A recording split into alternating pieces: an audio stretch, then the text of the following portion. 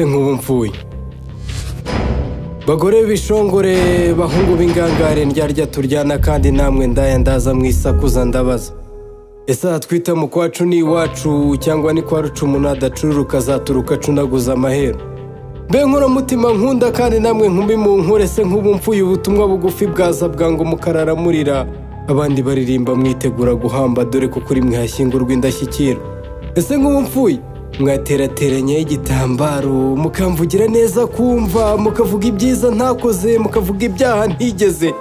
Mbe mukobwa nakunze nkanago kugatuma mpakwa imbere mu mbere umburira agaciro barubebe bagira ngo tse bakwitsamura ugatsimbuka ukabereka w'abantu ngo n'ukuntu hari ukuntu bakwereka ubumuntu ngo bakakoga buzi ngo burya mu kugobora ya soko nsangano hatse muhazi.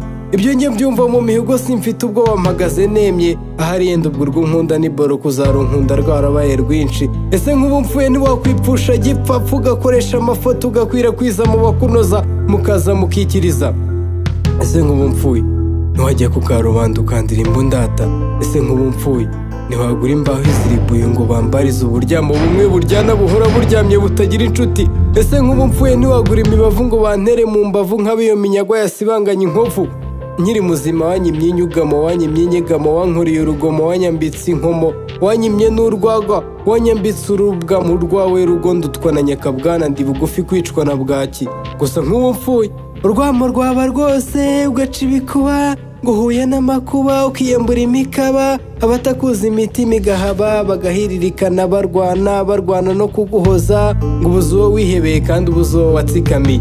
Iyi mbabazi y'imbasi ikambuza guhumiriza yaransanze zansebye zansiboreho gatsindwa sinzi icyo nsurira gusa ifite imvano hari nicyo gituma imvuna ntimvaho indongora ntinyure ikandimbura indi imbere.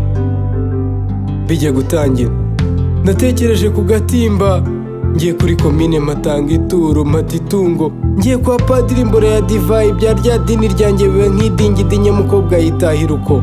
Kandi nkubu mfuye za misa zose bazisibya mayibobo bagakarabya ibyaha bakabyihana bakarya umubiri wa Kristo nako ni uwanjye kuko ninjye nawe mbahuruje mbakarabije ngo baze banjijishe nako bajijishe ntumbi kuko njye nabatahuye bugicya. Ese nkubu mfuye ibiseke byo ku rusengero bya sendera bigasaba amaturo cyangwa byajumarirwa ka mukobwa wa sharangabo bikicwa n'umwuma.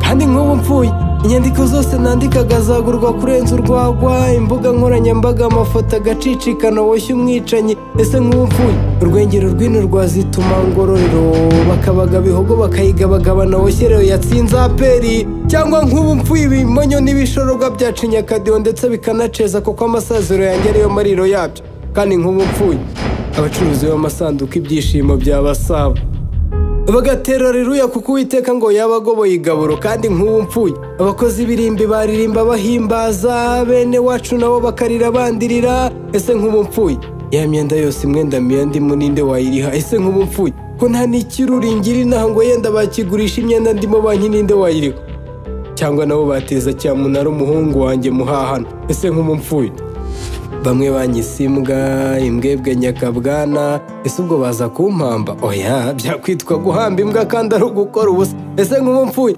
najyanwa irusororo n'inyamirambo se najyanwa induba nk'indi myanda yose cyangwa umurambo wanjye nawo wahera mu burukiro bw'ibitaro nawo watinda ugashyingurwa n'ibitaro nk'imwe njya numva baranga. Ese nkubu mfuye ko ndora ndaha mu miruho nabuze amahaha ngo ngere ku ngingo nibura mfindafinda uwo dusa. Ese nkubu mfuye bampamba n'ikara cyangwa n'igaze ko mbona aribyo byateye. Ese nkubu mfuye naba inkuru nyamukuru ibinyamakuru bikanyandikaho inkuru zuzuye amakabya nkuru cyangwa nkubu mfuye bakoresha imipira bakandikaho ibisigo bimwe bisumba iby'abanyakayonga uburyohe woshye ari ukumponga bakibagirwa ko umupfata abona atabasha no gusoma ubwo butumwa bumutaka. Ese nkubu mfuye imihanda za Buhanda Ruhango na Ruhande Kigali na Kigali ngari imodoka za Buruhuru woshye inama ikomeye yabaye Kigali. Ese nkubu mfuye amatangazo yo kubika bayandika bagakwirakwiza ku maradiyo na za televiziyo bagatuma habahe n'abahe. Ese nkubu mfuye bararikiriwe mu gihe bagitegereje ko igitiyo bucya kigakora akazi ngasubiriye butaka aho naje nturuka. Ese bacanga amakarita bagatangatanga bagakina cyangwa bose bafata ibitabo n'aya mateshwa amwe yose nanditse bakibuka kugenzura kimwe ku kindi ntakiri muzima.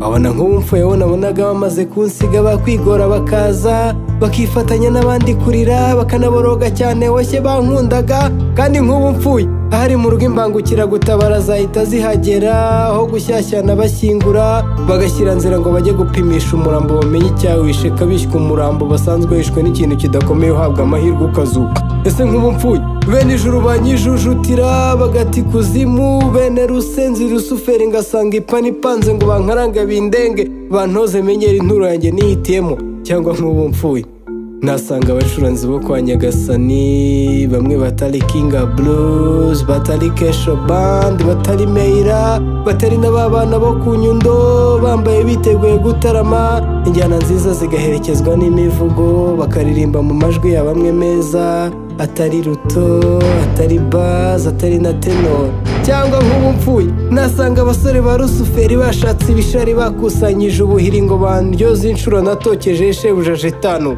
ese nkubu mfuye ku munsi w'urubanza mbaye ari njye ubanza nabona umwunganizi cyangwa byahwana nka rumagihwa habe no kujurira ifungwa ry'agateganyo nkaba nka rubebe no senuri man mfuye ubu byaba bipfuye imishinga yose yashonga ikanashirira nashinyagurirwa nkanashahurwa ngaho nguriza iminsi ngo haye inganzo yigira ingwate igihe nikigera rwose uzayisubize gusa amasezerano nyasinyeho nindambirwa isi sinzakubwira uzabyibwira nubona nsabye penetensiya gakorerwa gusigwa k'abarwayi nkegereza kiliziya ushatse uzaza unjyane hahandi wawe kuko rutindi rupfusha uriya tuzirana kubi kuko ngo mvuga buri kimwe cyose urumva ntitwashobokana ibyo uriya muriro mana ndabizi kandi nawe ndakuza umunsi warakaye ikuzimu uzahagusha amahindu aho kubibishirira ahinduka igishanga maze cya shitani ukijyane kugifunga twongere kwiyunga mbonesha kure afite ishapure na araririmba reruya ndabishaka mwami kandi niba mbirose nkangura ibyo mvugurura kuko n'ibyo mvuga niwe wabimpaye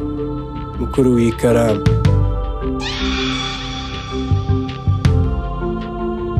n'umushana na record